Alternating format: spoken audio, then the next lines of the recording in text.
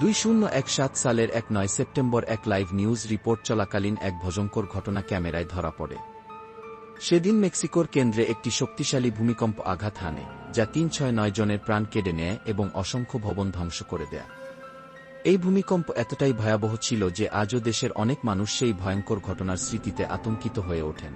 কিন্তু এই ভূমিকম্পের সময় ঘটে যাওয়া এক বিভীষিকাময় ঘটনা আজও অনেকের মনে সবচেয়ে বেশি দাগ কেটে আছে, একটি প্রাইভেট স্কুলের ধ্বংস।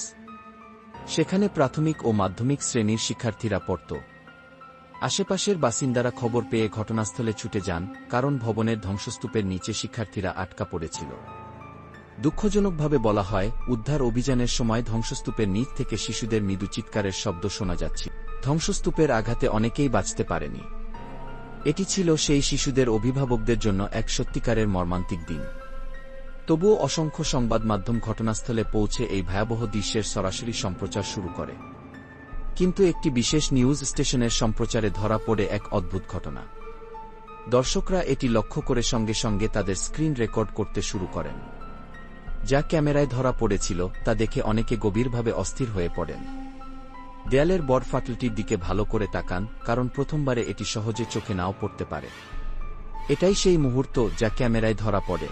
দেয়ালের ফাটলের ভেতরে ডেল কোমেদোরো খে নামের স্থানে দেখা যায় এক ফ্যাকাশে ছোট্ট অবয়ব, যা উদ্ধারকর্মীদের দিকে তাকিয়ে আছে। আরও ভয়ঙ্কর বিষয় হল, তার মুখটি দেখতে অনেকটা শিশুর মতো, কিন্তু তাতে এক অদ্ভুত শীতলতা আছে। এই তথাকথিত শিশুটি পুরো সম্প্রচার জুড়ে একদম স্থির দাঁড়িয়েছিল, যেন জীবিত নয়।